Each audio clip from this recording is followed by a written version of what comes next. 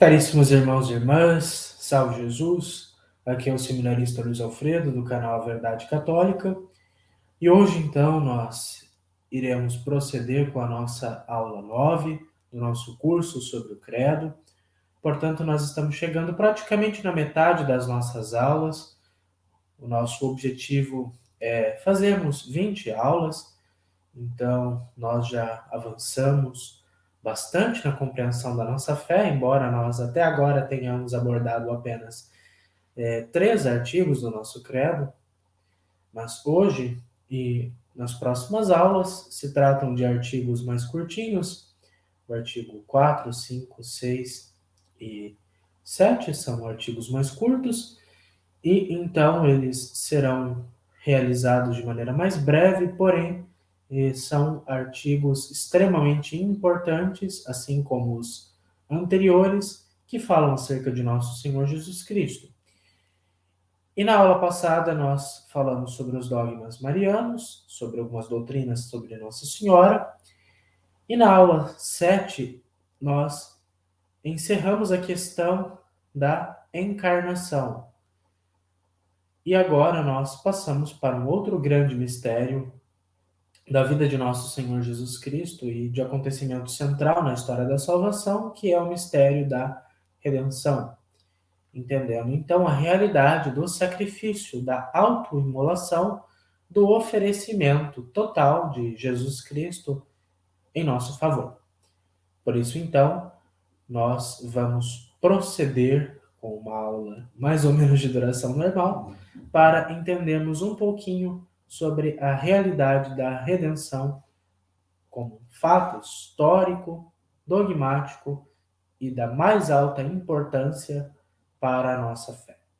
Portanto, nós temos uma aula essencial, da qual vai depender as nossas aulas sobre o Espírito Santo, sobre a graça e os sacramentos e sobre outras realidades também relacionadas à igreja, relacionadas à escatologia. Então é uma aula muito importante, como todas são importantes, mas esta de modo particular vai articular tudo aquilo que nós temos pela frente. Então vamos pedir a graça, a bênção de Deus sobre nós. Hoje nós contamos com a presença ilustre da imagem de nosso São Luís Gonzaga, que é padroeiro dos seminaristas, porque eu estou gravando no dia da sua memória, e já venho pedir a vocês, caros irmãos, que verão esta aula, para que rezem muito pelos seminaristas. Nós temos acompanhado muitos casos terríveis envolvendo alguns de nossos irmãos, e isso é um indicativo de que nós precisamos rezar mais pelos seminaristas, de que eu preciso rezar mais pelos meus irmãos, pelos meus colegas, e que todos nós precisamos rezar mais pela perseverança dos seminaristas, pela sua santificação, pela sua saúde, não só física, mas sobretudo saúde mental, pela afetividade e tantas outras dimensões. Realmente é algo que nós precisamos nos atentar mais. Nós estamos no ano vocacional e São Luís Gonzaga é nosso padroeiro, nosso modelo de castidade, de oração, de entrega, de dedicação. Peçamos a sua poderosa intercessão para que os nossos seminaristas, para que eu, para que todos nós que estamos neste estado de vida, possamos progredir na santidade, possamos nos deixar moldar por Cristo, pelos nossos superiores, pela Igreja, para nos consumirmos amorosamente pela Igreja, pelo povo de Deus, que sejamos antes santos e então padres e padres santos, para a glória de Deus e bem do seu povo e também pelo nosso próprio bem. Então peço muitíssimo, encarecidamente, que vocês rezem por nós. E nós, como sempre, estaremos rezando por todos vocês. Mas vamos pedir a bênção de Deus para que abra o nosso entendimento, para que tudo aquilo que nós meditarmos possa penetrar no nosso coração, permanecer e frutificar a nossa vida como um todo. Quero que você que está gostando das nossas aulas ou que entrou em contato com ela hoje, se você puder, por gentileza, possa curtir, comentar, compartilhar, se inscrever no canal, ativar as notificações, fazer suas perguntas, seus comentários, suas dúvidas, procurar se informar para entrar no nosso grupo do WhatsApp, em que nós fazemos enquetes, mandamos algumas outras coisinhas a mais, algum material que não coube na nossa aula, nós também passamos lá. O roteiro das aulas também está nesse grupo, então é um complemento a estes vídeos que nós estamos fazendo aqui no meu canal, neste canal, a Verdade Católica. Então, conto muito com a ajuda de vocês para que nós possamos seguir em frente e, com a graça de Deus, ao terminar este ano, um pouco antes até, nós já tenhamos gravado as 20 aulas e tenhamos mais um curso aí disponível para vocês. Se vocês procurarem na internet, vão achar um curso de 2021 que eu gravei, chamado Eu Chamei de Noções de História da Igreja. Naquela época, um outro chamou de A História da Santa Igreja, mas é um estudo mais introdutório. E ano passado nós gravamos um curso de Introdução à Bíblia, com 33 aulas, né? E no ano retrasado gravamos 27, 28 aulas, contando com as 2 aulas de pergunta e resposta sobre a história da igreja. E hoje, este ano, melhor dizendo, nosso curso sobre o credo, e ano que vem, o que Deus nos permitir realizar. Mas vamos lá, chega de papo e vamos. Em nome do Pai, do Filho e do Espírito Santo. Amém. Vinde, Espírito Santo, enchei os corações dos vossos fiéis e acendei neles o fogo do vosso amor. Enviai o vosso Espírito e tudo será criado e renovareis a face da terra. Oremos.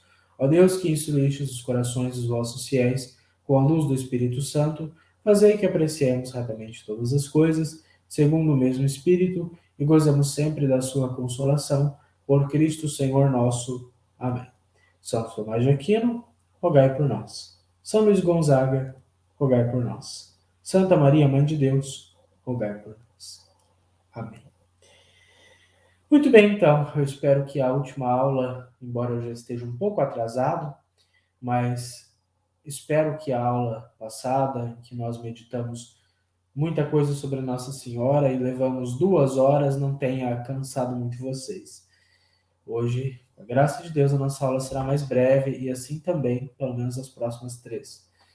Mas é importante nós fazermos, às vezes, uma aula um pouco mais longa para podermos tratar de todo um assunto vastíssimo que é sobre a Virgem Maria e que eu quis deixar todos esses assuntos numa aula só. Talvez se eu tivesse feito 2 aulas ficaria mais leve. Uma aula mais densa, porém com muito conteúdo, com muitas citações, referências da Escritura, da tradição dos Santos Padres, do Magistério e vários comentários sobre os dogmas e sobre doutrinas importantes da Virgem Maria. Então, penso que tenha sido uma aula muito rica, que não consistiu em apenas ficar repetindo os clichês que nós ouvimos à torta e à direita sobre a Virgem Maria. Às vezes também heresias e às vezes bobagens e calúnias. Mas uma exposição da doutrina da Igreja sobre Nossa Senhora.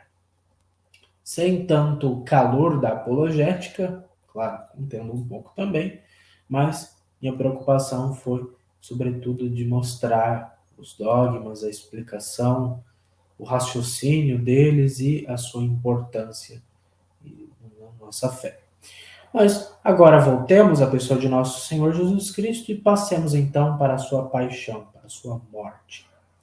Então, depois de termos estudado um pouco sobre o Deus Filho, o Messias, a encarnação e a vida de Jesus e sobre Maria, chegamos ao ponto ápice da economia da salvação e da missão salvífica do Filho de Deus, pela qual ele se encarnou, viveu, pregou, instituiu e se entregou à morte por amor, a redenção.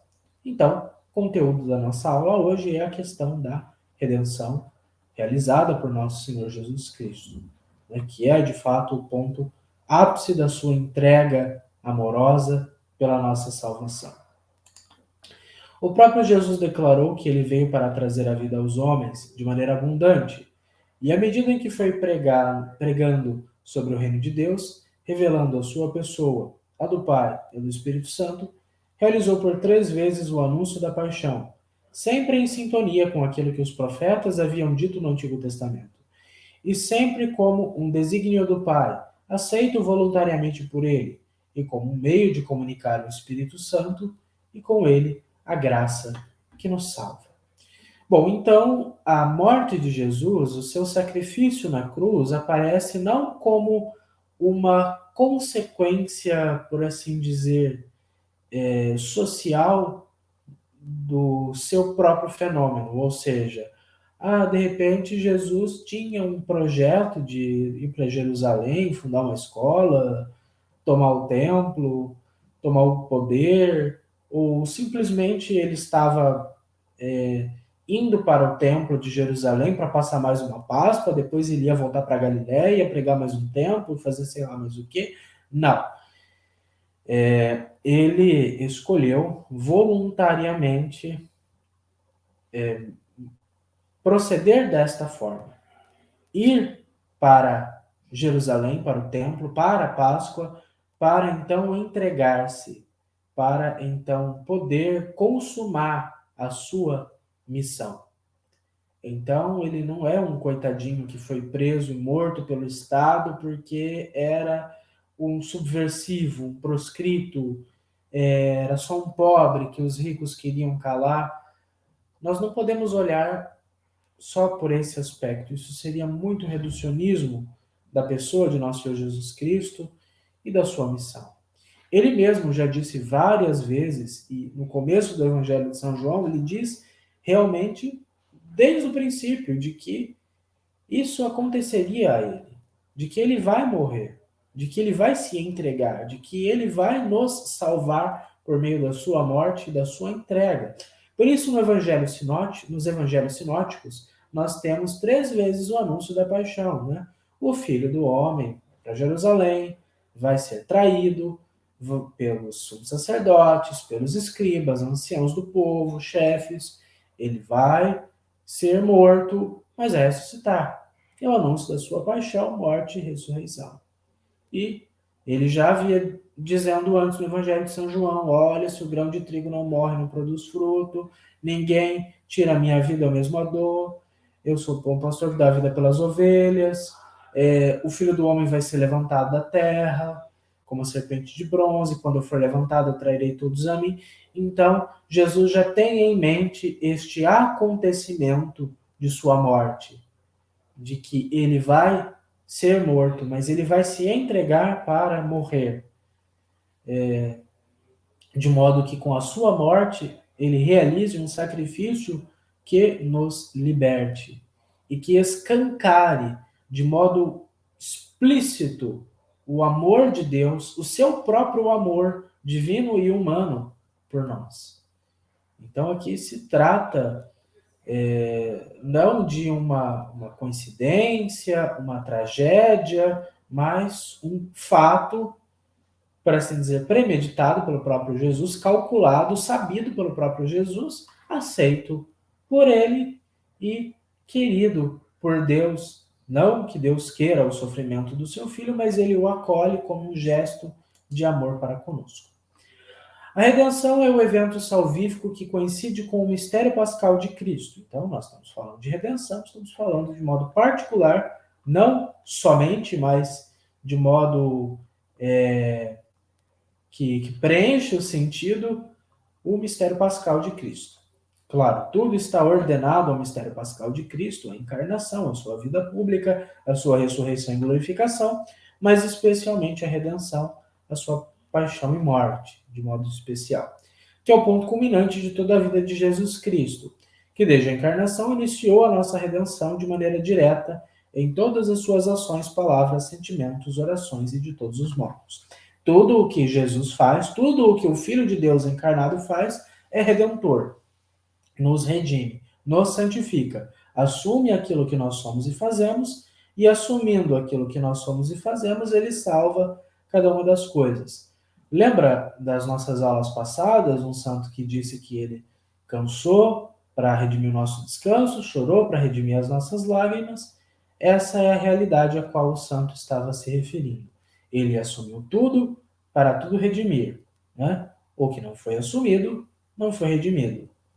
Então, ele assumiu tudo para tudo e a todos redimir. E não tendo mais o que oferecer de si mesmo, ele deu a sua vida a fim de nos devolver a vida que perdemos pelo pecado, que acarretou na morte física e eterna do homem. Mas a partir de Cristo, a vida voltou para o ser humano, a vida eterna. Ele é a vida. Então é um processo de que, com a morte, ele que é a vida, ou seja, ele que dá vida aos seres humanos, porque ele realiza com o Pai, partilha com o Pai da obra da criação, portanto, ele que dá a vida, ele é o ser, ele, no aniquilamento do seu ser, que é a morte, nos dá o ser que nós perdemos com a nossa própria escolha pela morte, que é o pecado.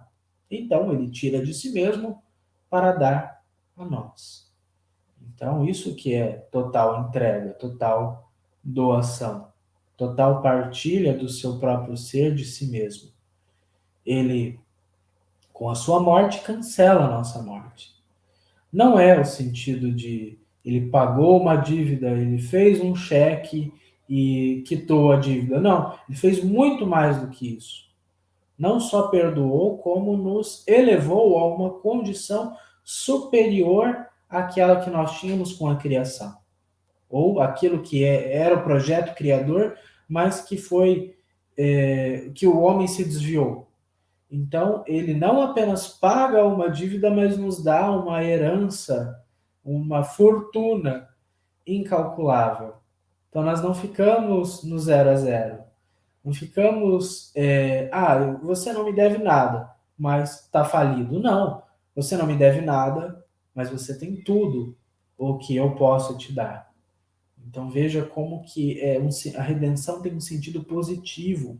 Ela não tem um sentido negativo, como muitas vezes nós empregamos. Isso é amor. Né? Isto é o amor. Evidentemente, a gente tem que chorar, tem que lamentar, tem que sofrer, ver o que Jesus passou e doer no nosso coração, porque é culpa nossa, sim, não é dos judeus, não, é nossa, mas não só isso, mas é nos alegrarmos, porque é amor, porque ele faz isso não porque gosta do seu próprio sofrimento, mas porque vê no seu próprio sofrimento a nossa alegria, a nossa possibilidade de sermos de fato salvos e alegres e vivos de verdade. Porque Adão e Eva, ao pecarem, trouxeram a morte para si. Veja, eles não morreram após comer o fruto, após desobedecer à vontade de Deus. Não morreram imediatamente, mas perderam o dom da imortalidade física e perderam a capacidade de serem, de fato, participantes da vida eterna com Deus. A partir de Jesus, a morte física continua, porque ela faz parte da nossa condição humana, mas a morte espiritual pode ser cancelada, e com ele é cancelada de fato, e a morte física se torna uma abertura para a vida eterna. Então veja que ele inverte toda a escatologia como foi transformada pelo homem. Ele inverte, ele supera, ele transforma para sempre os fins últimos do homem, como a gente vai estudar lá para frente.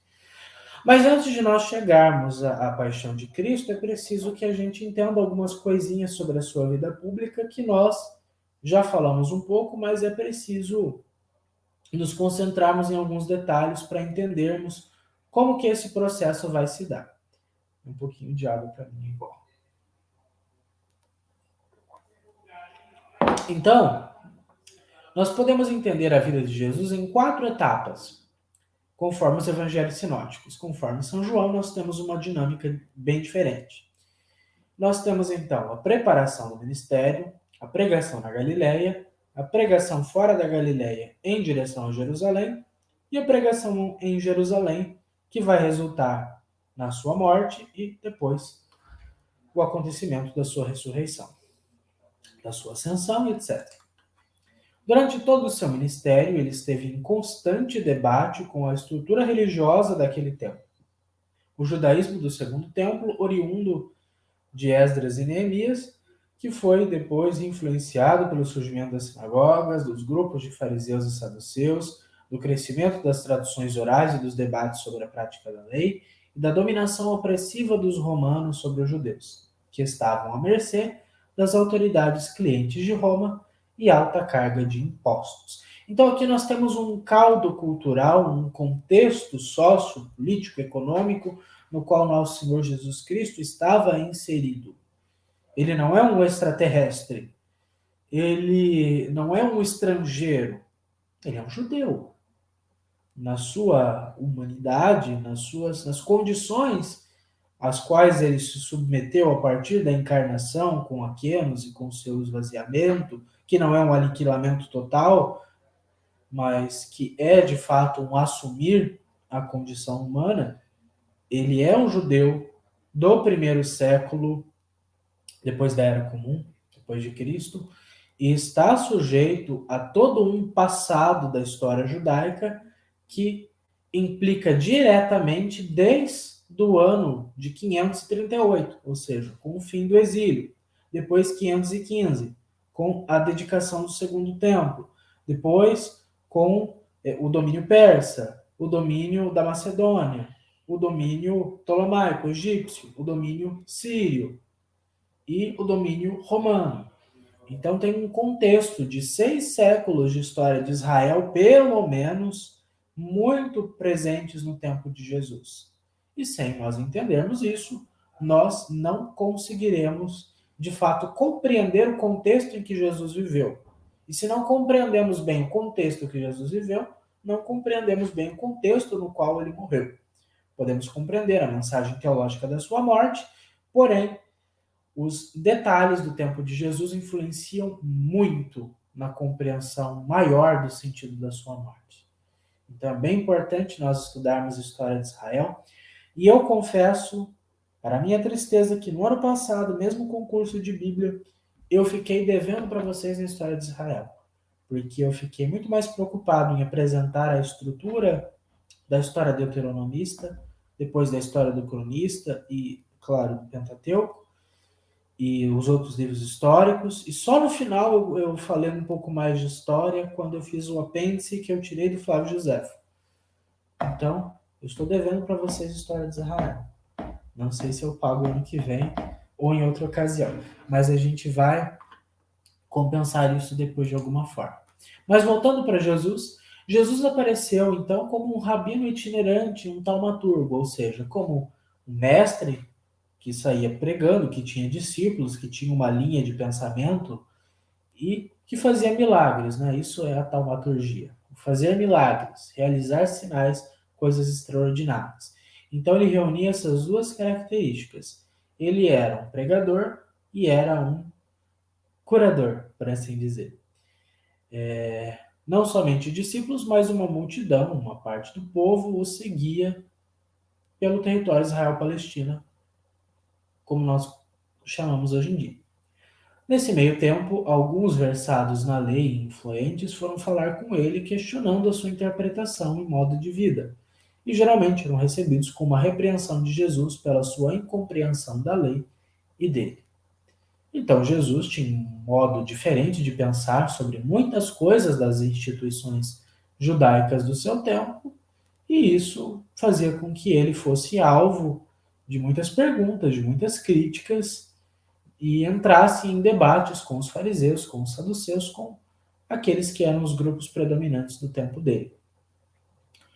E esses debates foram ficando cada vez mais acalorados.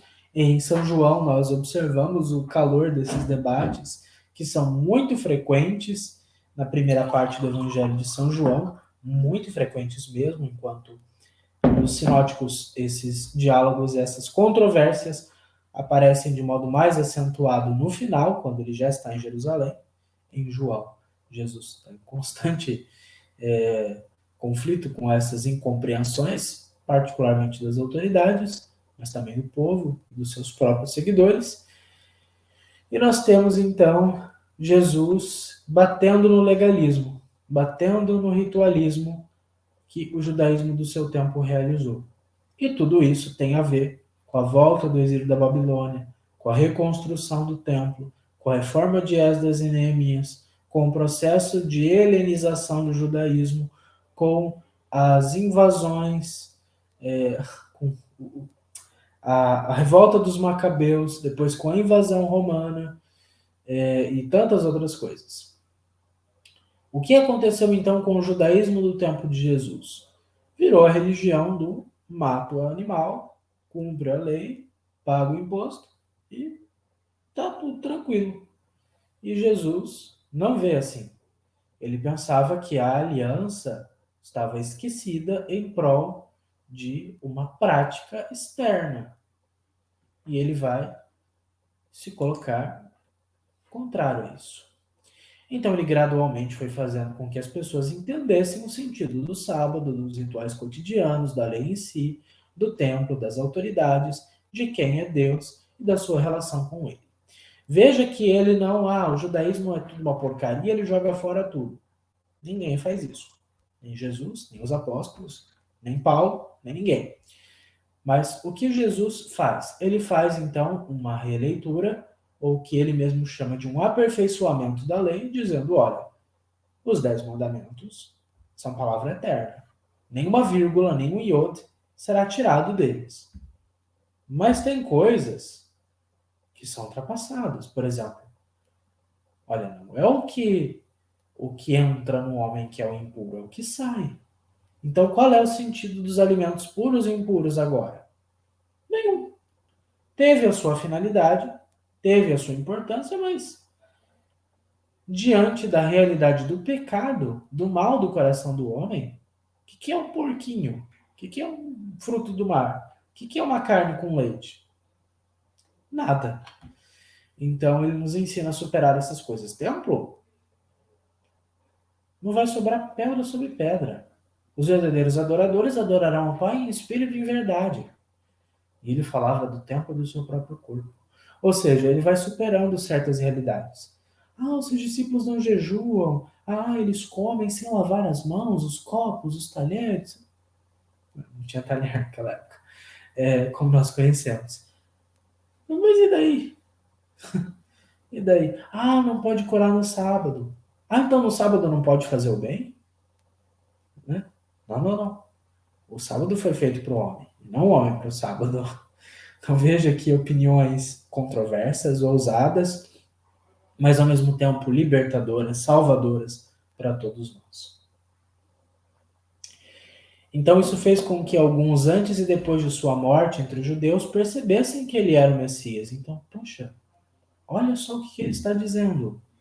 Isso que ele diz não é coisa que qualquer um diria. Nós temos tantos mestres, temos tantas escolas, mas o que ele diz de fato é muito superior. Então, muitos foram até ele.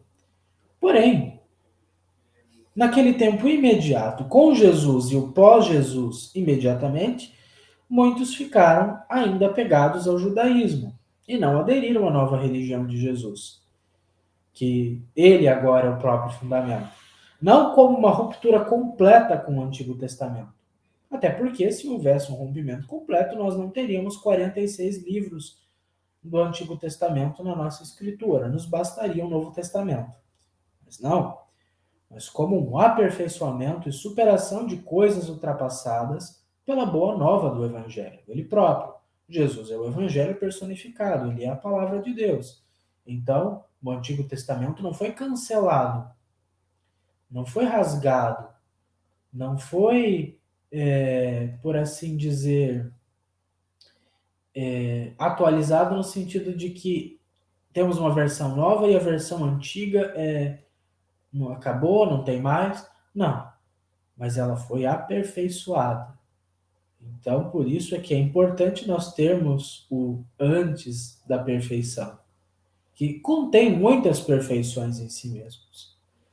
Nós, ano passado, estudamos um pouquinho do Antigo Testamento, fizemos uma introdução geral, específica, a cada um dos livros, e percebemos a riqueza inestimável de cada um deles. desde um profeta menor, que não tem nenhum capítulo, até os 150 salmos, tudo tem um valor grandiosíssimo. Portanto, é necessário nós conhecermos a antiga aliança, conhecermos o passado, conhecermos a base, a origem, os fundamentos, sobre os quais Jesus construiu a sua igreja, construiu a sua religião, construiu de fato o seu sistema de pensamento, que é o nosso, que deve ser o nosso, que ele recebeu e aperfeiçoou. Independentemente dos fatores sociopolíticos religiosos que, claro, tiveram uma influência considerável sobre o processo de Jesus, na verdade esses eventos foram apenas instrumentos que Deus se utilizou para que se concretizasse o sacrifício salvífico de Cristo e a instituição da nova aliança. Então, tem uma história, tem um contexto, tudo isso é importante, tudo isso é instrumental. Declarou o próprio Jesus que a salvação vem dos judeus. Por isso é conveniente pensar que o Filho de Deus deveria se encarnar no seio do povo eleito, da estirpe de Davi, no tempo em que o judaísmo estava decadente, cresciam os movimentos messiânicos e a literatura sobre o fim dos tempos. Então Jesus nasce num momento bem crítico da história de Israel e que Paulo chama de a plenitude dos tempos, e justamente como um judeu, como alguém submetido à lei para resgatar os que estavam sob a lei, também os que não estavam, como vai dizer São Paulo, ele vem desse contexto e cria, então, novas todas as coisas. Também os historiadores tradicionais advogam que o Filho de Deus teria se encarnado justamente naquele tempo em que o Império Romano, com as suas estradas que ligavam a Europa, a África e a Ásia, que era todo mundo conhecido, em Israel. Israel é um ponto de passagem, Israel é um ponto de rotas de comércio, ele está bem localizado entre Europa, com o mar Mediterrâneo, África, de um lado lá vai ter o Egito e o continente africano, e do outro lado o Oriente e o continente asiático. Então, é um local estratégico. E havia judeus no mundo inteiro, então já havia uma base monoteísta para construir naquelas mentes o cristianismo. Né? Então, assim sendo, a igreja, segundo a evolução da compreensão do tema, aliás, assim sendo, segundo a evolução da compreensão do tema pela igreja, é incoerente responsabilizar os atuais judeus pela condenação de Jesus. Nem mesmo a maioria daquele tempo teve a participação no acontecimento. Até o começo dos anos 60, na Sexta-feira Santa, naquelas orações em que nós nos ajoelhamos e levantamos, na oração pelos judeus se rezava: rezemos pelos pérfidos judeus, e não se ajoelhava. Mas no entendimento do Papa Pio XII, no entendimento de São João XXIII, aquilo era um mero resquício de uma compreensão um tanto quanto maledicente com relação aos judeus. E aqui agora eu vou receber todas as bombas por isso, mas não me importa, em dizer que nós não precisamos dessa hostilidade para com os judeus. Foi uma pequena parte de um grupo seleto de autoridades, de pessoas que foram influenciadas por essas autoridades. Vamos lembrar que os fariseus, eles eram um grupo que tinha uma penetração popular muito forte, as pessoas consideravam eles os mestres, as pessoas se aconselhavam com eles, aprendiam com eles, então eles persuadiram o povo muito facilmente, e os saduceus, os sacerdotes, tinham todo o apoio de Roma, eles eram mais romanos do que judeus, né, nesse sentido, e esses são os agentes históricos responsáveis pela morte de Jesus. Mas temos os agentes espirituais, todos nós, os nossos pecados, as nossas transgressões, nossos males, mas o maior agente é o seu amor. Se ele não nos amasse, jamais teria morrido por nós. A prova de que Deus nos amou é que Cristo morreu por nós quando ainda éramos pecadores, vai dizer São Paulo na carta aos Romanos. Então, judeus, vocês mataram nosso Senhor Jesus Cristo.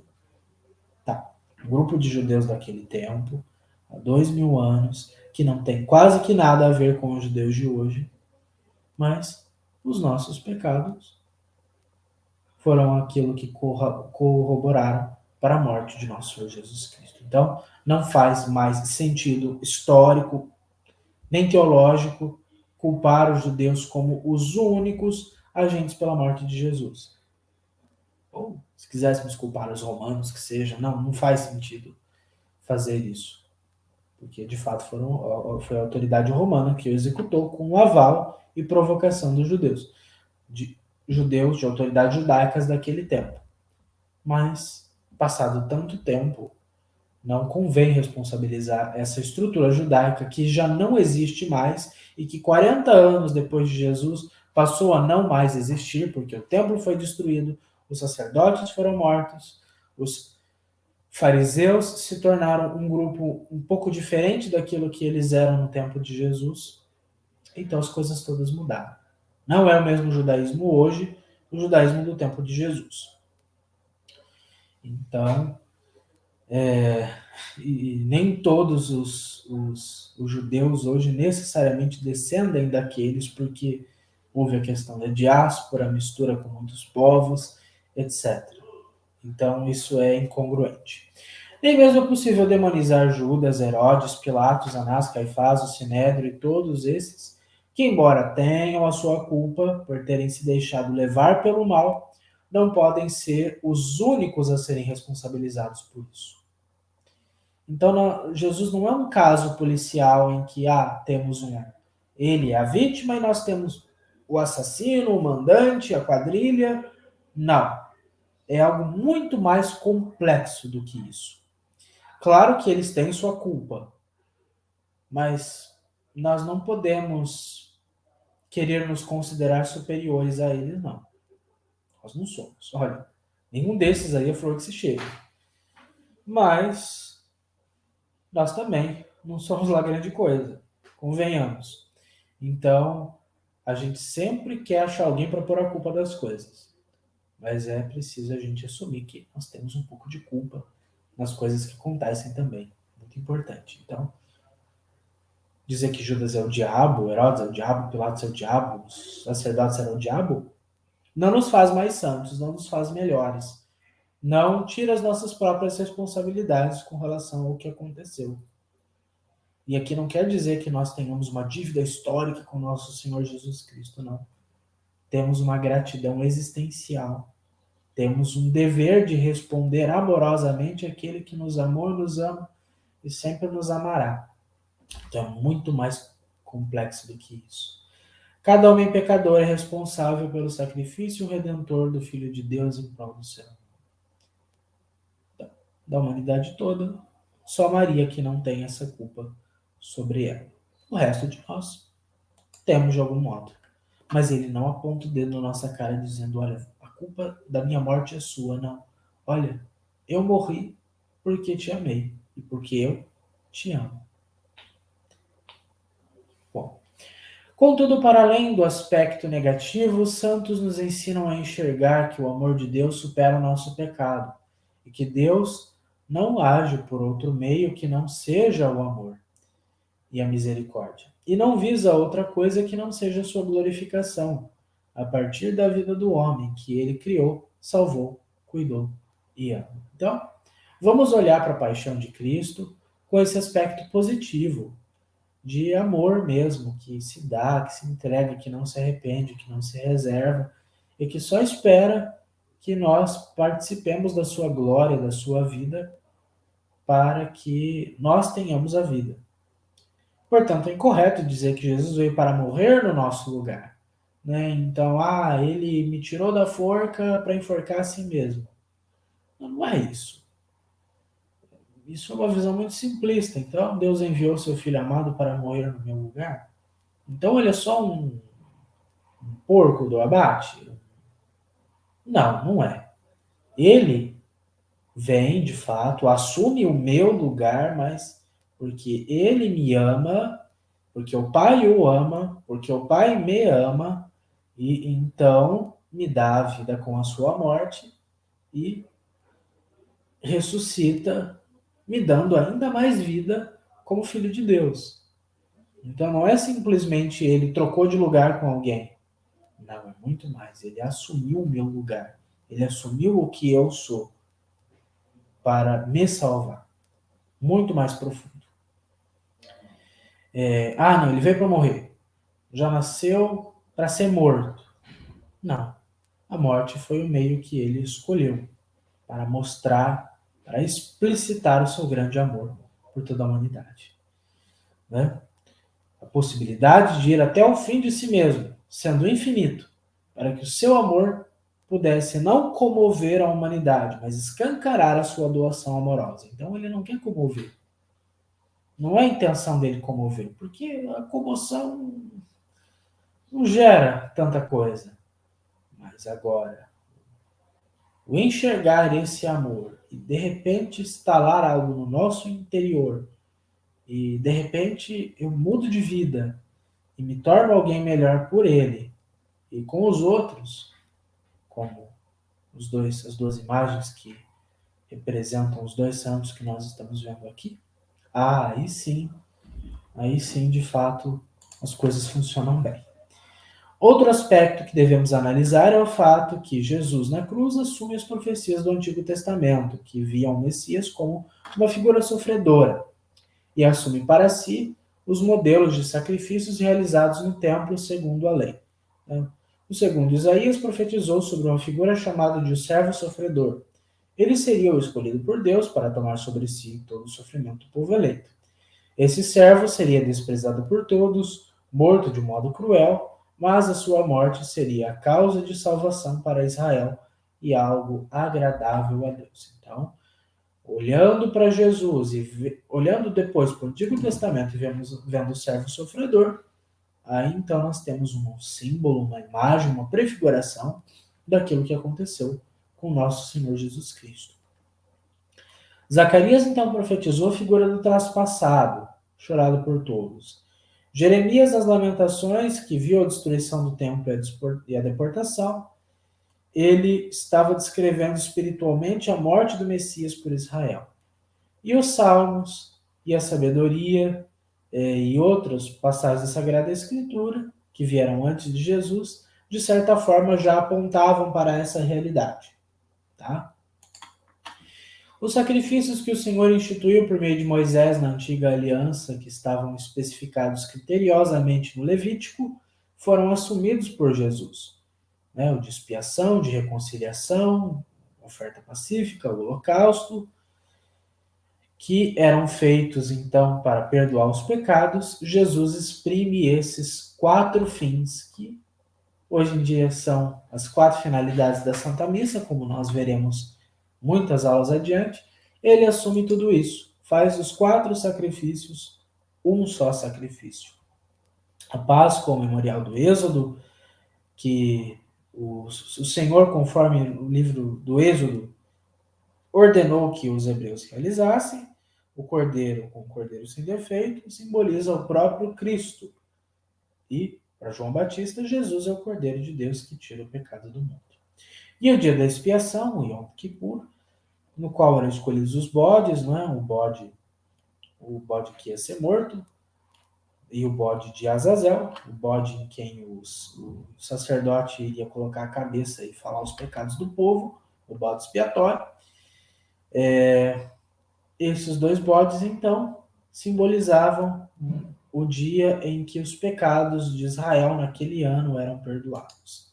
Jesus faz isso de modo perfeito, perdoando os pecados de todos os tempos por si mesmo, assumindo todos os pecados e alvejando com seu sangue, como o bode expiatório, o bode sacrificado, e o outro, o bode de Azazel, o bode enviado para o deserto para ser morto.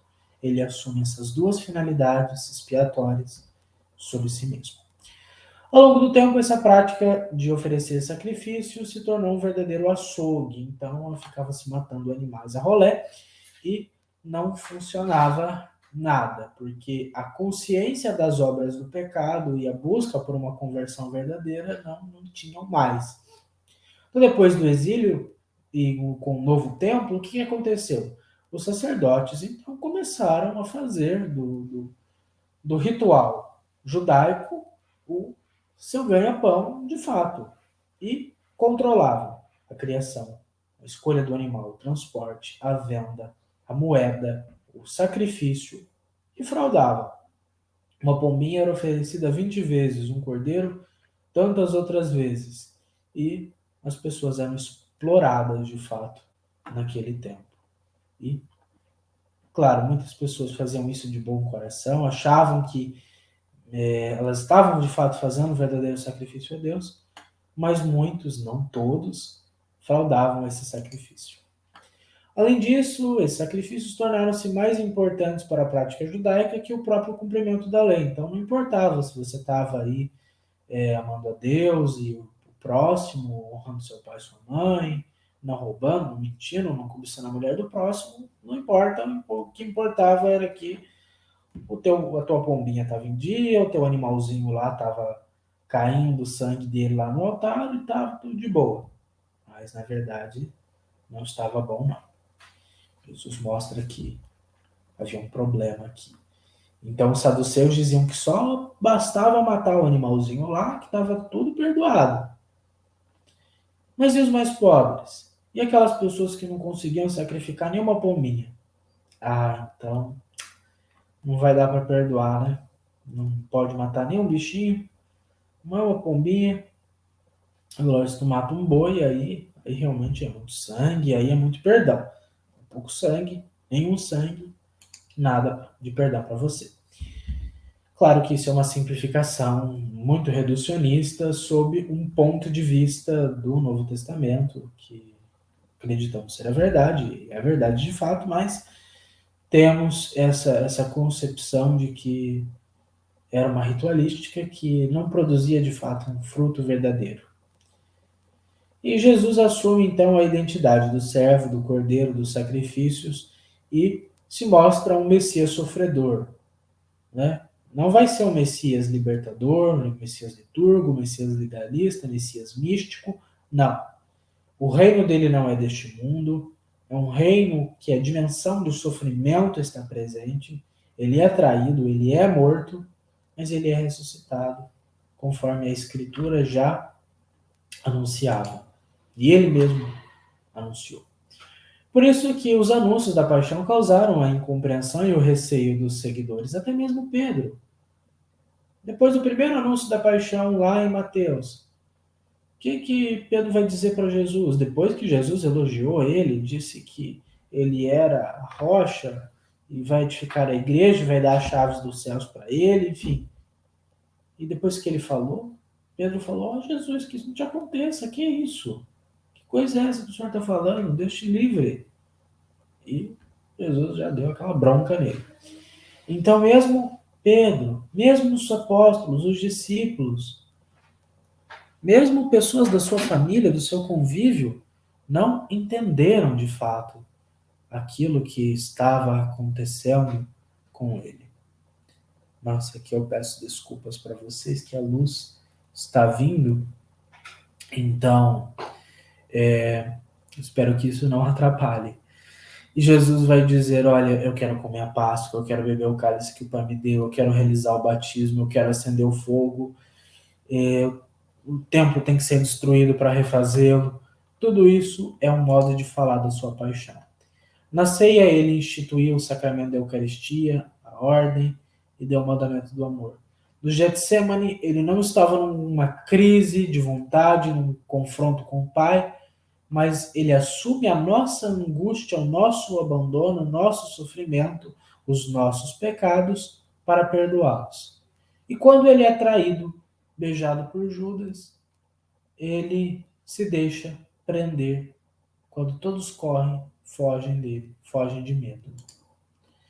E no seu julgamento, ele responde para Anás e Caifás, que eram sumos sacerdotes, responde para o Sinédrio, mas Pilatos fala pouca coisa. Herodes tem nada a dizer para Herodes. Ou seja, ele de fato se deixa confrontar, mas não se deixa dobrar pelo Sinédrio, pela autoridade romana. O povo foi convencido de que ele era um malfeitor. Então ele foi trocado por Barrabás. Barabá quer dizer filho do Pai. Quem são os filhos do Pai? Nós. Ao ser condenado ao suplício, ele é primeiro açoitado, espancado, xingado, humilhado de todas as formas, mas permanece impassível. E na cruz, que era um instrumento, o pior instrumento de condenação, ele que é o melhor de todos, aceita a cruz como cetro, ele que dá o jugo suave, aceita o jugo mais pesado, não só do lei, mas dos pecados, do primeiro ao último dos homens, e aquele que é a vida aceita sobre si a morte. Aquele que é o bem se submete ao domínio do mal.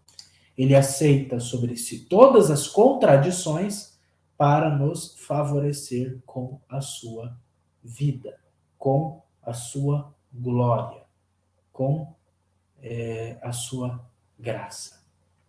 Durante toda a paixão, cada ação de Jesus é declaradamente redentora, assim como foi toda a sua vida. E por isso meditar a paixão do Senhor é tão frutuosa. Então, é muito importante a gente, sempre que puder, rezar a Via Sacra, ler os relatos da paixão, olhar para a cruz de Jesus, porque isso nos leva a recordar o valor que nós temos, o sacrifício de Deus por nós, o derramamento do seu sangue, o oferecimento da sua vida e tudo isso. Por favor, eu peço licença de vocês para fechar a janela. Desculpem não ter previsto isso antes.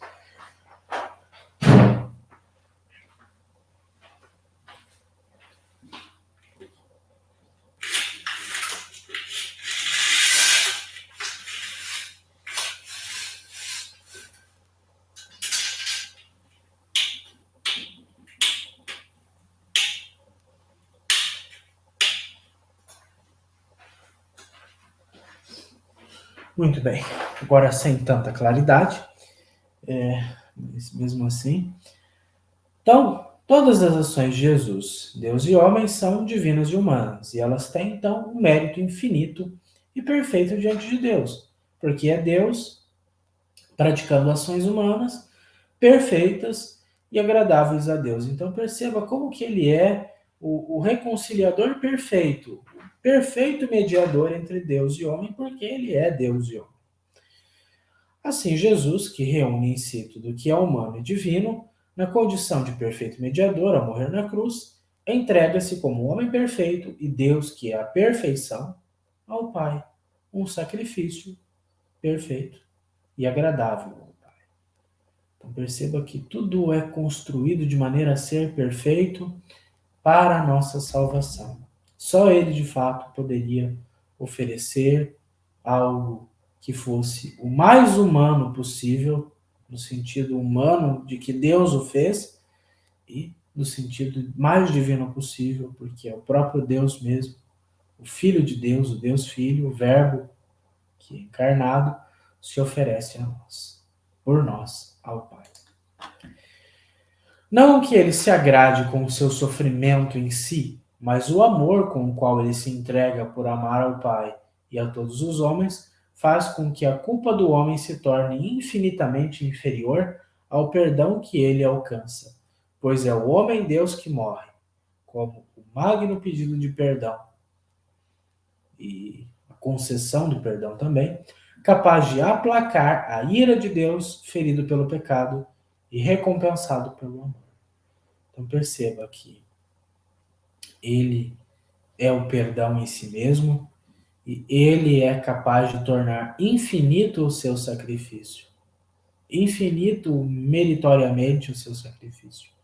Porque um sacrifício pequeno apagava pecados pequenos. Um sacrifício grande apagava pecados maiores. Mas era quase que um sacrifício para cada pecado. Ou um grande sacrifício para um conjunto de pecados. Mas depois, pecando de novo, outro sacrifício. Mas a carta aos Hebreus vai dizer que ele se imolou, ele se sacrificou uma só vez. De modo que cada Santa Missa que é rezada é a mesma missa. É o mesmo sacrifício de Jesus na cruz. É a mesma instituição da Eucaristia na última ceia. Não são múltiplos sacrifícios, não é uma repetida morte de Jesus, nós vamos matando Jesus, ele vai ressuscitando para a gente matar ele de novo. Não, mas é a nossa união, a presentificação, como se diz, do mesmo sacrifício de Cristo que nos salvou. O Filho morre no lugar das criaturas pecadoras, assume o lugar, assume o que elas são, assume o seu lugar, para que elas assumam o que ele é, ou seja, para nos tornar filhos de Deus. Claro que não seremos, não somos filhos de Deus como ele é o Filho de Deus, gerado eternamente nele. Mas nós somos incorporados a essa filiação, participantes no nosso grau ontológico, no nosso modo de ser, seres humanos, criaturas, feitas à imagem e semelhança de Deus.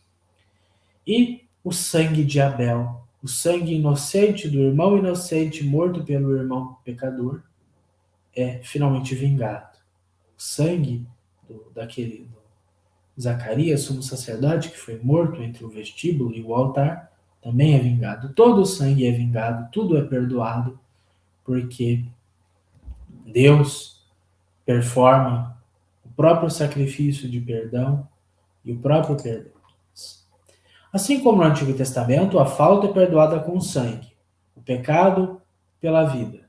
Então é o sangue de Cristo, conforme a carta aos Hebreus, mais eloquente que o sangue dos novilhos, é ele capaz de perdoar todos os pecados de uma vez. E a vida de Deus é capaz de dar a vida a todos os homens de uma só vez, para todos os tempos e lugares. Então, o sacrifício redentor de Jesus redimiu desde Adão até o último dos homens, no momento da morte de Jesus, e desde aquele momento até a morte, até a vida do último homem que nascer sobre a terra. Então é atemporal, infinito, perfeito. Os pecados que eu cometo, que eu cometi, que nós vamos cometer, estão perdoados por Cristo.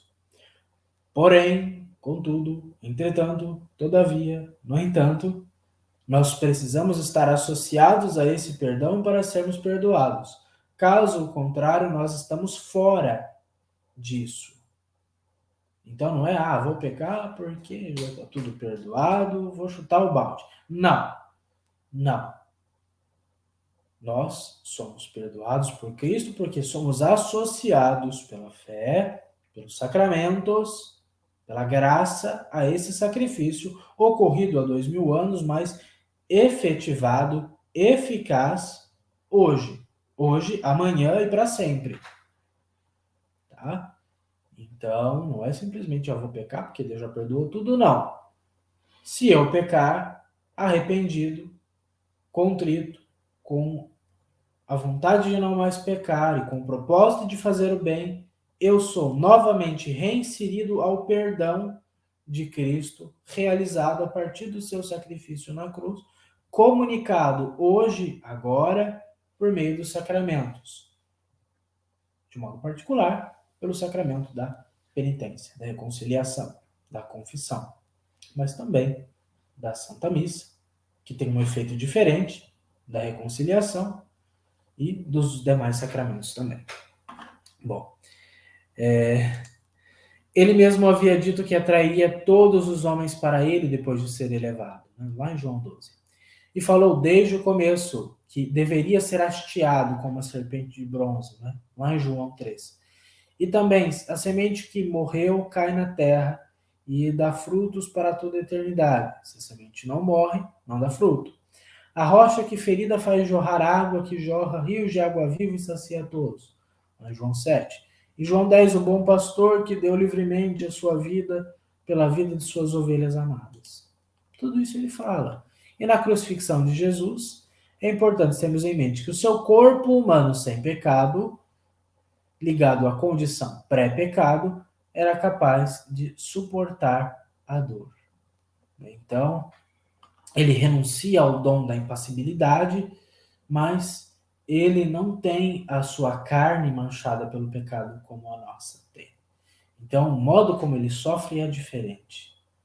E veja, se nós sofremos pelos nossos poucos pecados e sofremos, de fato, com razão, imagina ele, perfeito, sem pecado, assumindo todos os pecados, sofrendo tudo que há para se sofrer, né, e voluntariamente, sem culpa, por cada um de nós. Ele poderia, sendo impassível como é, imortal como é, não sofrer e não morrer. Mas ele assume esse sofrimento e essa morte para redimir nosso sofrimento e nossa morte. Ele bebeu de todo o cálice do sofrimento, sangrou tudo o que pôde, teve os seus estímulos de dor levados ao maior extremo. Não é? Aquele livro, Uma Paixão de Cristo, estudada, vista por um cirurgião lá, um livro bem interessante, explica, né, na fisiologia humana, o quanto que ele foi macerado, arrasado, dilacerado, excruciado por todos os sofrimentos que foram aplicados eles não só na cruz, mas também a flagelação, o Getsemane, todo o processo da sua paixão. E por fim ele deu o seu sopro vital, o seu nefesh, a Deus, o hálito da vida, agradabilíssimo a Deus, e de modo que o seu sofrimento, a sua dor não pode ser comparada de ninguém. É muito superior a tudo que aconteceu. Porque não é só um sofrimento físico daquele momento de corpo perfurado, rasgado de sangue, de um organismo que definha porque foi fisicamente pressionado, ou só psicologicamente pressionado, mas espiritualmente pressionado, sobretudo. Porque assumiu tudo mesmo de pecado, de sofrimento, de dor, tudo sobre ele. Como se diz, tudo nas costas dele. E com isso o seu sofrimento é incalculável, mas o seu amor é infinitamente maior do que tudo o que foi feito, todo o mal que nós jogamos sobre ele, que ele assumiu voluntariamente sobre si. Então, por isso, convém meditarmos também as suas 7 palavras na cruz, né? Meu Deus, por que me abandonaste? Pai, perdoa-lhes, pois não sabem o que fazem. Ainda hoje estarás comigo no paraíso, né? Em verdade. Mulher, eis o teu filho, eis aí a tua mãe. Tenho sede, tudo está consumado e, Pai, em tuas mãos entrego o meu espírito. Na primeira, Jesus recita o Salmo 22 como filho de Davi, que sente o abandono da condição humana, marcada pelo pecado, diante de Deus, o Pai, e se silencia para acolher, o Pai se silencia para acolher o grito do Filho amado, e sofre pelo ser humano que se sente abandonado por Deus. Mas ele não o abandonou, pelo contrário, ele ouviu o Filho. Né? Então, isso que significa, não é, o Eli lama sabachthani, né? Não é que ele se sente abandonado, ele assume o nosso abandono e redime o nosso abandono, rezando aquilo que Davi rezou, compôs no Salmo 22. A segunda frase: aquele que morreu assumindo os pecados nossos para perdoá-los, não se contenta em apenas mostrá-lo visivelmente na cruz, mas vocaliza esse perdão. Ele fala que nos perdoou. Diante de nossa incompreensão da dimensão do pecado, eles não sabem o que fazem, em nossas vidas, da nossa indiferença com relação ao amor que se oferece para nos perdoar. Então, ainda que nós não tenhamos pedido perdão, não compreendamos a necessidade de pedir perdão, ou achamos insensatamente que não precisamos de perdão algum, ele nos perdoa. A terceira frase é o ladrão, que é a figura de todo homem que, ao se perceber envolto pelo pecado e pela morte, olha para Jesus e reconhece nele a salvação. Jesus, então, que é o amor, perdão em pessoa, acolhe esse pecador arrependido como nos acolheu, nos acolhe e, se necessitarmos, nos acolherá quantas vezes for necessário e quer nos levar consigo para o seu reino. E aquele homem se torna um dos primeiros a adentrar no reino dos céus. Quarta, Jesus até o momento deu o seu corpo, o seu sangue, o seu perdão, a sua acolhida e agora oferece a sua mãe para que os seus discípulos não fiquem órfãos, não fiquem sozinhos, e para que, ao voltar para o Pai, a sua mãe continue exercendo a sua maternidade, tendo os filhos do Pai e seus próprios irmãos, segundo o Espírito, segundo a adoção filial que Deus nos dá a partir de Jesus e segundo a adoção fraternal que Jesus faz de nós. Sua mãe, então, a Virgem Maria, nos assume como filhos dela também. A quinta frase, né, a sede de Jesus. A água viva, que é o próprio Cristo, diz ter sede de nós, assim como pediu de beber a samaritana. Ele tem sede do homem, ele tem sede de nos perdoar, sede de nos amar, sede de que nós tenhamos sede dele. Mas o que ele recebe de nós? Vinagre, que é símbolo da amargura. Mas ele transforma a amargura que ele recebe de nós e nos devolve com o seu sangue, que ele simbolizou nas bodas de Caná, transformando água em vinho, e agora o vinho é transformado na Eucaristia, no seu sangue, sinal da vida que ele nos dá, do amor que ele nos concede. E Jesus, ao dizer que tudo está consumado, como diz São João, ele nos amou até o fim, e não tendo mais como se oferecer, proclama que tudo está feito, e que foi até o fim do seu infinito amor por nós, e realizou tudo aquilo que o Pai pediu, e tudo quanto ele quis realizar por nós. Tudo está consumado, tudo está feito. Eu fiz tudo o que poderia ter feito por vocês, e fiz. E a última frase, agora ele nos dá a sua vida. Ele sopra, devolvendo o seu espírito ao Pai, mas também nos dá o seu espírito.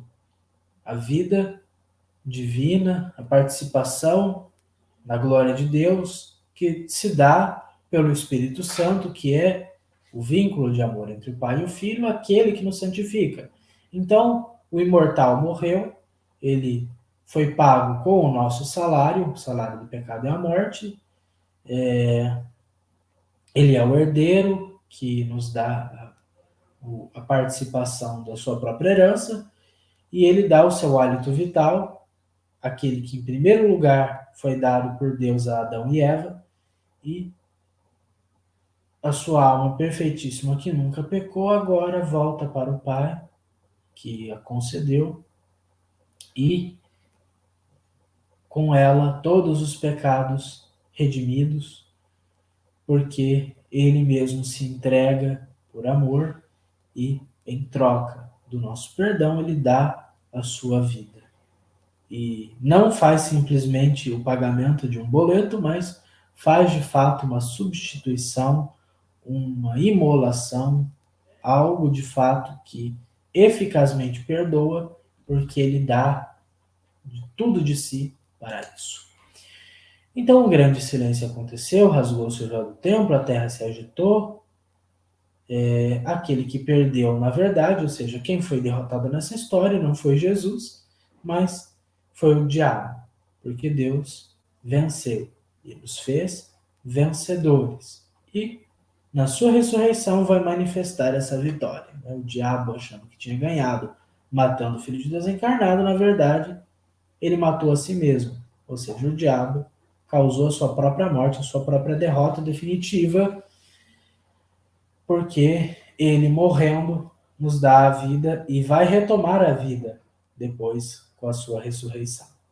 Então, morto, o seu coração parou, o seu coração foi traspassado, jorrou água e sangue, ele foi enterrado e num sepulcro novo, mas lá ele não vai permanecer, não vai se deteriorar, porque uma semente tão fértil, logo que entra na terra, vai germinar como a árvore da vida, como o grão de mostarda, vai ao fundo da terra e vai ramificar como a videira, vai dar ramos que vão salvar os que já estão no fundo do abismo da morte, os que já estavam mortos há muito tempo, justos, e vai crescer para baixo, né, como raízes, e crescer para cima com muitos galhos, com muitos frutos, e veja que ele dá fruto até na raiz. Estes frutos são a sua salvação. Mas ainda não vamos ver isso de escatologia, de igreja, de sacramento, porque isso vem depois. Mas a cruz de Cristo, a morte de Jesus na cruz, o seu sacrifício por nós, é a fonte de todas essas realidades, porque a igreja nasce a partir desta realidade. Ela já estava sendo gerada, sendo fundada, sendo estruturada, mas ela aparece a partir desse sacrifício.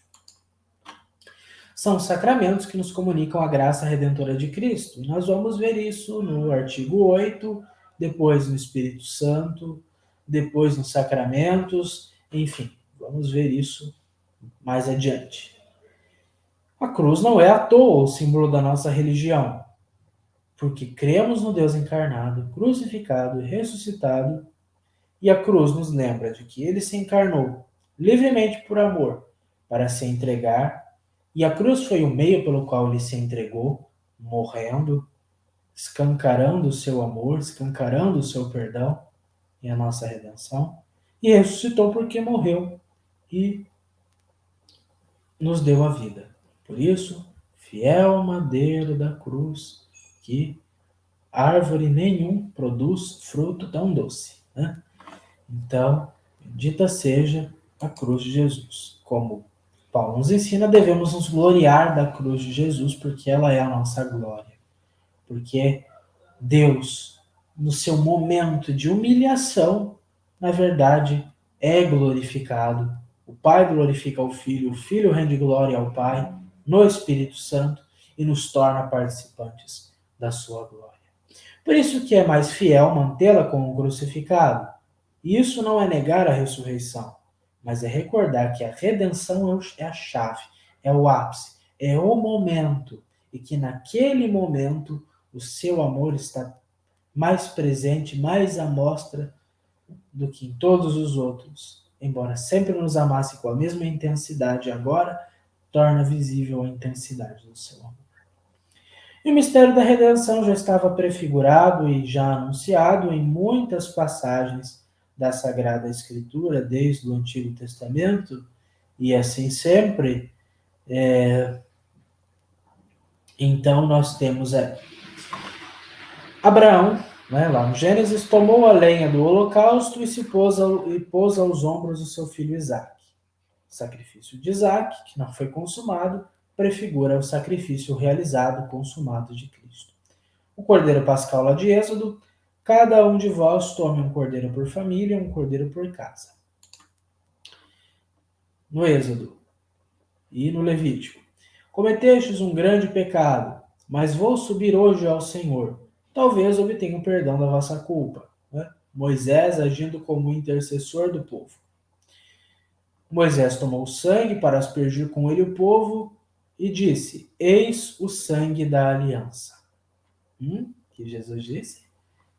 Este é o sangue da nova e eterna aliança, como é dito na Santa Missa. Depois, levará o sacerdote para o sacrifício de reparação ao Senhor um carneiro sem defeito. Jesus é esse carneiro. Moisés tomou o sangue para aspergir, de novo, o sangue da nova aliança. Novamente citado aqui. Depois do Levítico, levará o sacerdote um sacrifício, um cordeiro sem defeito, que será imolado diante do Senhor no lugar onde se imola a vítima do holocausto. No tempo de Moisés ainda não havia o templo, havia a tenda da aliança, não é? Onde estava o Santo dos Santos, e havia um altar na frente, e nesse altar os animais eram imolados. Faze sobre ti uma serpente ardente e mete-a sobre um poste, a passagem da serpente de bronze. E olha só que pesado no Deuteronômio, aquele que é pendurado é um objeto de maldição divina. Ou seja, como São Paulo ensina, aquele que não tinha pecado se fez pecado por nós, ele fez maldição por nós, para nos abençoar. Então ele era um condenado, mas na verdade o condenado é o juiz, é o salvador, é o justo. E o Salmo 22, meu Deus, por que me abandonaste? E permaneceis longe de minhas súplicas e meus gemidos. Todos os que me veem zombam de mim. Dizem, meneando a cabeça, Esperou no Senhor, pois que ele o livre. Que o salve se o ama. E veja que até as autoridades judaicas, ao dizerem blasfêmias contra Jesus, na verdade, cumpriam a Escritura.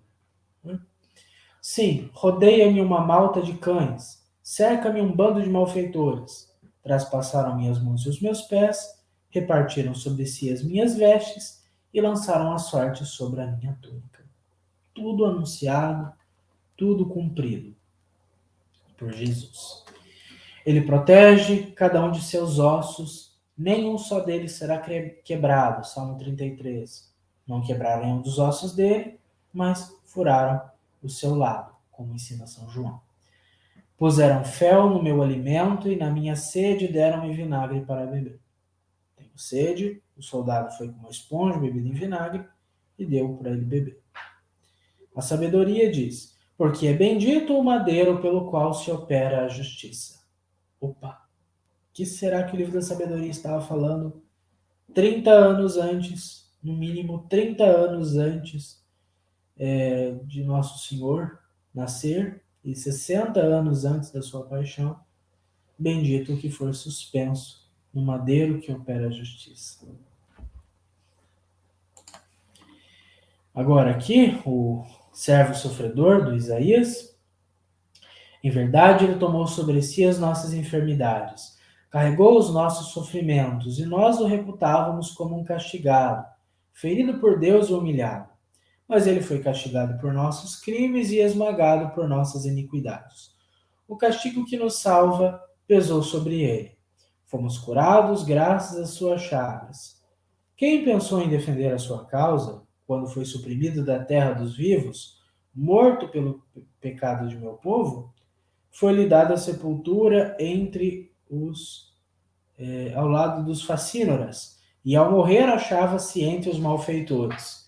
Se bem que não haja cometido injustiça alguma, e em sua boca nunca tenha ouvido mentira. Mas aprove ao Senhor esmagá-lo pelo sofrimento. Se ele oferecer sua vida em sacrifício expiatório, o justo, meu servo, justificará muitos homens e tomará sobre si suas iniquidades. Porque ele próprio deu sua vida e deixou-se colocar entre os criminosos, tomando sobre si os pecados de muitos homens e intercedendo pelos culpados. Aqui é preciso nós entendermos que nenhuma dessas citações, no instante, no momento, no contexto, na época em que foram escritas, estavam falando diretamente sobre Jesus. Não se exclui que eles pudessem ter tido uma visão, uma revelação particular, que já não é particular porque faz parte da revelação divina, pública, universal, mas naquele instante Jesus não estava lá e não estava acontecendo isso com Jesus no momento em que eles escreveram, mas, evidentemente, implicitamente, havia por parte de Deus, o autor divino da Escritura, prefigurar isso. Mas não quer dizer que o autor tinha consciência de que estava escrevendo sobre Jesus. Isso nós não podemos afirmar, porque não estamos dentro da cabeça de nenhum deles e não temos acesso a esses pensamentos. Eles não estavam escrevendo pensando em Jesus naquele momento, mas certamente já estavam sendo inspirados para preparar espiritualmente e nas consciências, nos corações dos seus leitores, aquilo que um dia se completaria e teria o seu sentido pleno realizado, revelado, cumprido em Jesus. O profeta Zacarias: pesaram, pois, por meu salário 30 moedas de prata. Olharão para aquele a quem traspassaram, e chorarão por ele como quem chora a morte de um filho único. Lamentarão amargamente por ele, como quem lamenta a perda do filho mais velho. Então Zacarias também tem essa inspiração para falar sobre Jesus, mesmo não estando naquele momento pensando em Jesus. Agora, no Novo Testamento, já o próprio Jesus falando e sendo realizado agora nele, o Filho do Homem será entregue aos príncipes dos sacerdotes e aos escribas. Eles o condenarão à morte.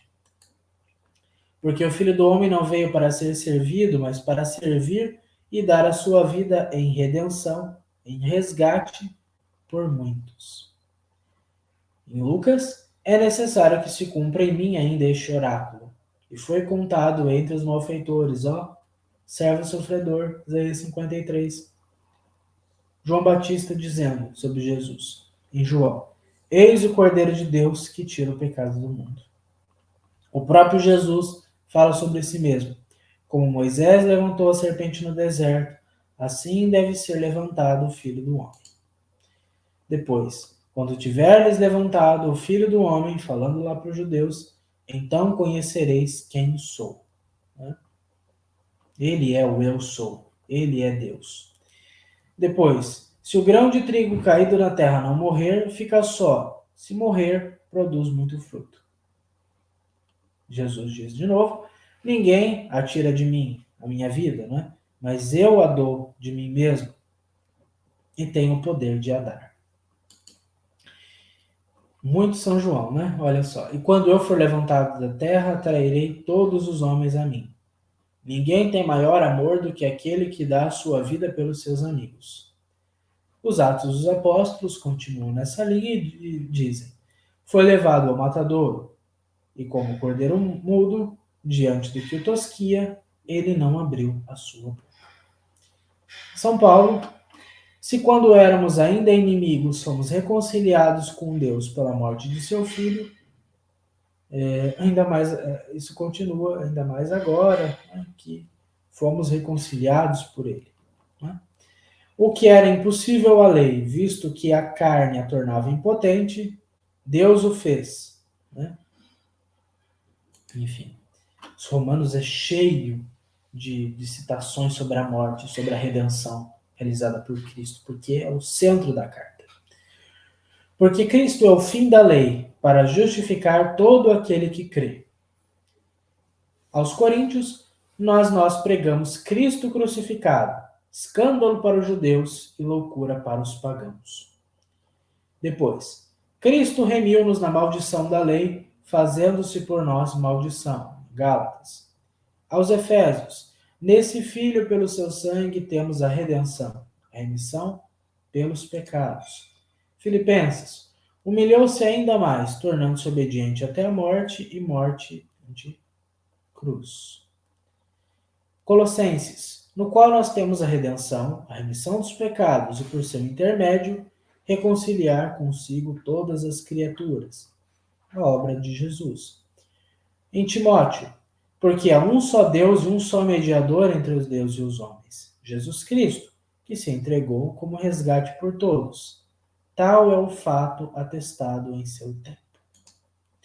Hebreus, quanto mais o sangue de Cristo, que pelo Espírito Eterno se ofereceu como vítima sem mácula a Deus. Aqui é uma fórmula trinitária. Depois, em vez de gozo que se lhe oferecera, ele suportou a cruz e está sentado à direita do trono de Deus. Né? E mesmo sendo filho, aprendeu o que significa a obediência. Né?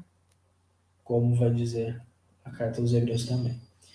O apóstolo São Pedro vai dizer: o Cordeiro imaculado e sem defeito algum, o que foi predestinado antes da criação do mundo.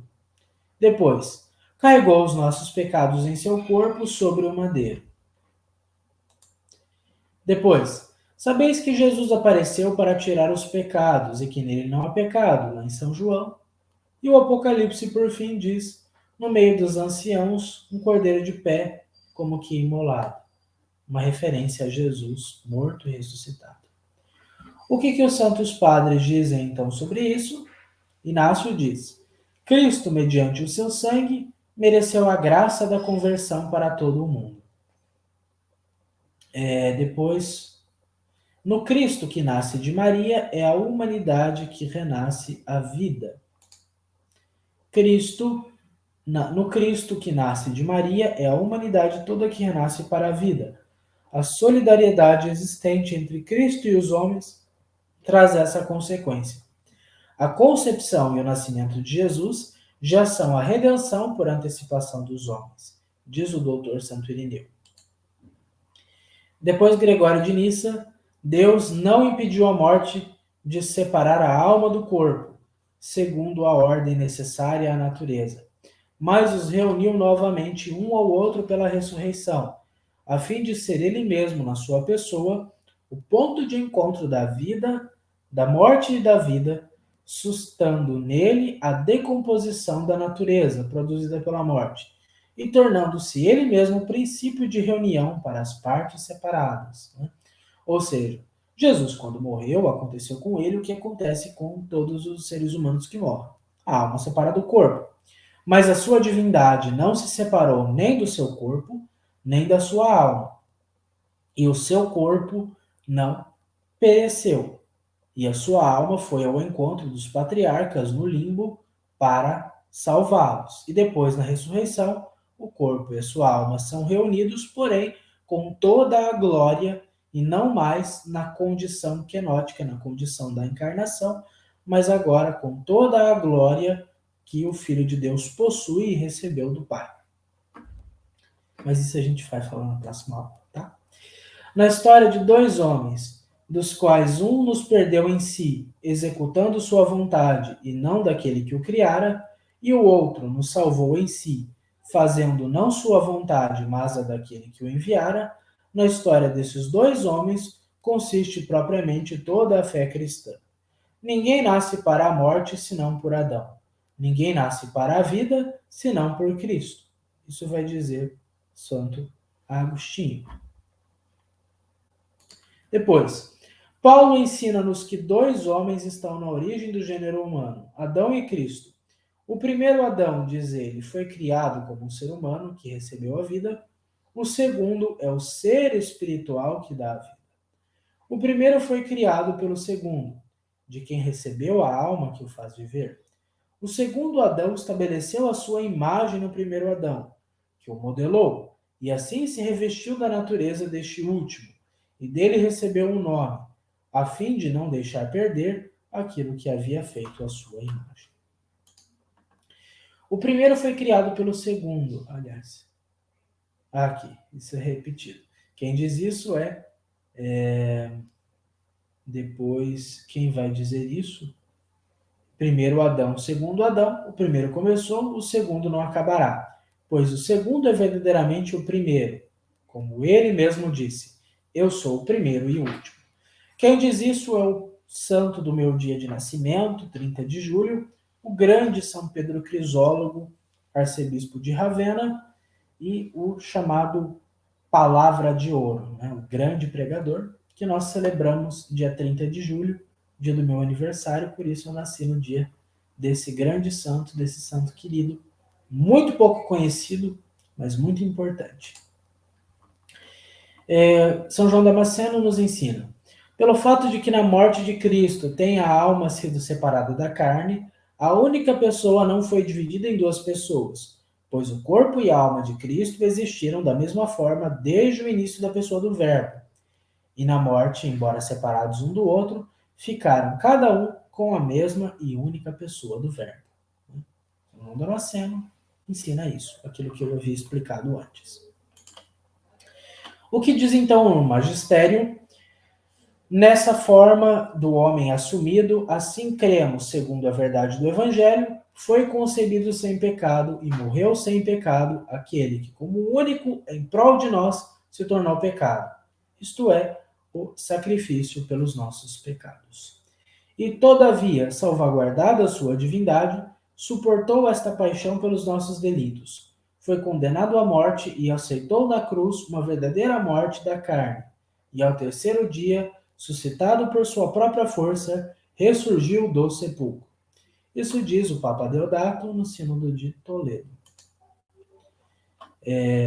Por isso o Pai Celeste, Pai misericordioso e Deus de toda consolação, quando chegou a feliz plenitude dos tempos, mandou aos homens Cristo Jesus, seu Filho, anunciado e prometido a muitos santos padres, dos patriarcas, seja antes da lei, seja durante o tempo da lei, para que resgatasse os judeus que estavam sob a lei e para que os gentios, que não buscavam a justiça, chegassem à justiça e todos recebessem a adoção de filhos.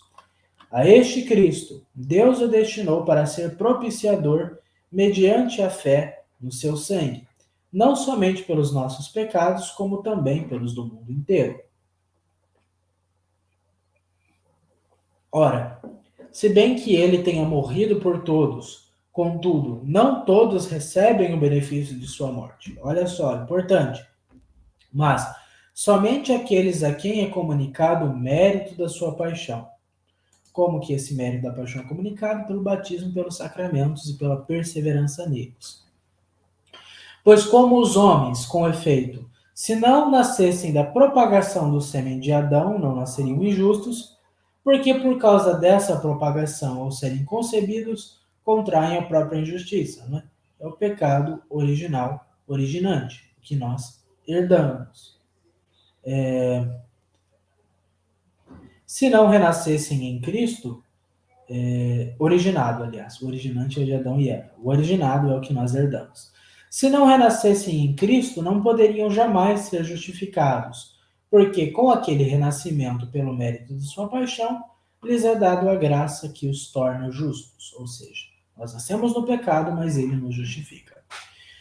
Por esse benefício, o apóstolo nos exorta a dar sempre graças ao Pai, que nos tornou dignos de participar da sorte dos santos. Na luz, nos arrancou do poder das trevas e nos transferiu para o reino do seu Filho amado, no qual temos a redenção e remissão dos pecados. É o Concílio de Trento, na sexta sessão, o decreto sobre a justificação. Eu vou disponibilizar para vocês depois o decreto de Trento sobre a justificação e vou disponibilizar a Inefabilis Deus e a Munificentíssimos Deus da aula passada sobre os dogmas da Imaculada Conceição e da Assunção de Nossa Senhora, tá? Para vocês complementarem o estudo. Depois, o ser humano não pode viver sem amor. Ele permanece para si próprio um ser incompreensível e sua vida é destituída de sentido se não lhe for revelado o amor. Se ele não se encontra com o amor, se não o experimenta e se não o torna algo próprio, se ele não participa vivamente. Por isto, precisamente, o Cristo Redentor revela plenamente o homem ao próprio homem. Esta é, se assim pode dizer, a dimensão humana do mistério da redenção. Olha só. Nesta dimensão, o ser humano reencontra sua grandeza, a dignidade e o valor próprios da sua humanidade. No mistério da redenção, o homem é novamente expresso e, de algum modo, novamente criado. Sim, ele é novamente criado. Não há judeu nem gentil, não há escravo nem livre, não há homem nem mulher. Todos vós sois um só em Cristo Jesus, né? Segundo Paulo. Isso diz o Papa São João Paulo II na encíclica Redemptoris Homines. E, por fim, meus caros irmãos e irmãs, um resumo da aula. Quais são os dogmas que nós precisamos crer sobre a redenção de Cristo, em Cristo? Que Jesus se imolou a si mesmo na cruz para a nossa salvação, que Jesus nos resgatou de nossos pecados e nos reconciliou com Deus, importantíssimo, né? Os dois dogmas que são a chave da redenção, a imolação de Jesus e o resgate que Jesus efetuou. E Ludwig Ott, ele explicita isso dizendo que o Filho de Deus se tornou homem para redimir os homens. O homem caído não pode se redimir. Não podemos redimir a nós mesmos, não. É ele quem nos redime. O Deus homem, Jesus Cristo, é sacerdote régio. Não é sacerdote levita, é o sacerdócio de Melquisedeque, é o sacerdócio do qual ele é o único sacerdote e fonte de todo sacerdócio, porque ele é o Rei eterno, o Redentor. Cristo se ofereceu sobre a cruz como um verdadeiro e distinto sacrifício. Então, quem falar que a cruz não é sacrifício e que a missa não é sacrifício, está errando, está cometendo heresia. Depois, Cristo, pelo seu sacrifício sobre a cruz, redimiu-nos e reconciliou-nos com Deus. Tá? Isso é básico. Cristo, através da sua paixão e morte, mereceu a recompensa de Deus. Então, ele vai ser glorificado pelo Pai em virtude do seu sacrifício, do seu oferecimento, da sua entrega, do seu amor por cada um de nós. Tá? Nós entendemos então que Jesus foi crucificado, entendemos o que é essa crucificação, entendemos o seu oferecimento. Mas e como é que nós vamos... E o que tem então Pôncio Pilatos? Cadê a questão do Pôncio Pilatos?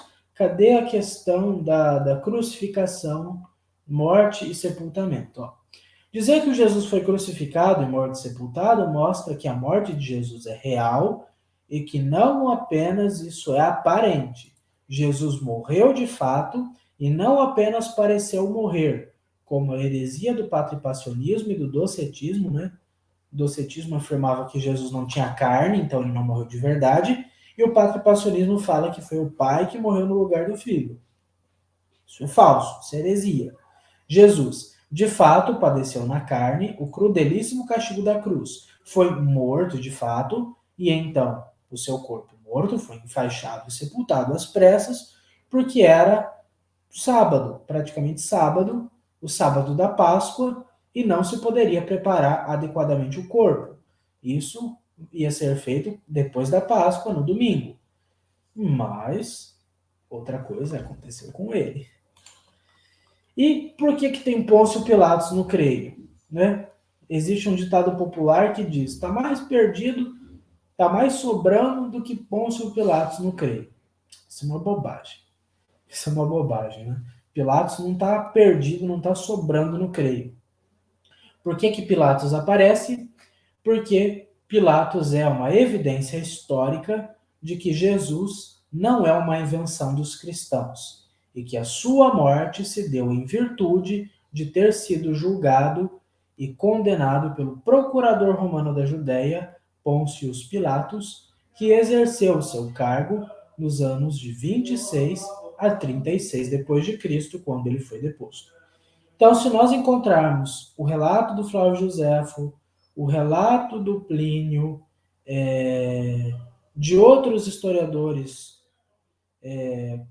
que falam de Jesus fora da Bíblia, os relatos históricos do século II, primeiro e segundo, terceiro que falam sobre Jesus, todos eles, praticamente todos eles vão falar: Jesus foi crucificado sob Pôncio Pilatos, que era o procurador romano da Judéia. Tá? Então, Pilatos não é uma sobra, não creio, não é um acréscimo, mas é uma evidência histórica comprovada dentro da Bíblia e fora da Bíblia que Jesus morreu de fato naquela época, por volta do ano 30 ou 33, na época em que Pilatos era o procurador romano da Judéia.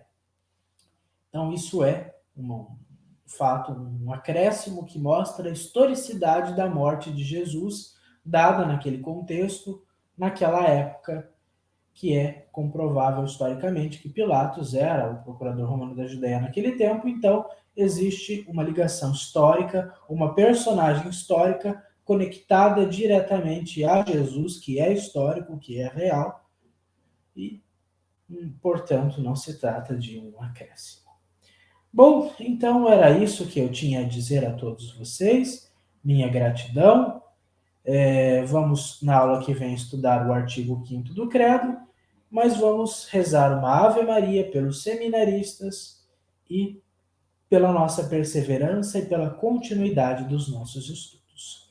Ave Maria, cheia de graça, o Senhor é convosco. Bendita sois vós entre as mulheres, e bendito é o fruto do vosso ventre, Jesus. Santa Maria, Mãe de Deus, rogai por nós, pecadores, agora e na hora de nossa morte. Amém. Santo Tomás de Aquino, rogai por nós. São Luís Gonzaga, rogai por nós. Santa Maria, Mãe de Deus, rogai por nós. Muito bem, então nós concluímos a nossa aula por aqui. Agradeço a vocês pela atenção, pela participação. Espero que as questões dirimentes à redenção de Jesus tenham ficado claras. Se houver alguma pergunta, vocês podem deixar nos comentários e procurarei respondê-las. E vamos estar na próxima aula, então, falando do 5º artigo do Credo,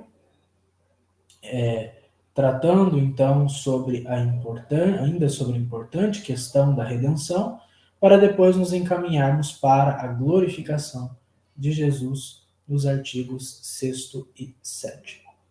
Agradeço, então, a todos vocês e fiquemos todos com Deus, na graça de Deus, e bem dispostos para a próxima aula em que nós alcançaremos, então, a metade do nosso curso. Deus os abençoe e fiquemos todos em nome do Pai, do Filho e do Espírito Santo. Amém. Até a próxima aula, se Deus quiser. Fiquem todos com Deus, paz e bem.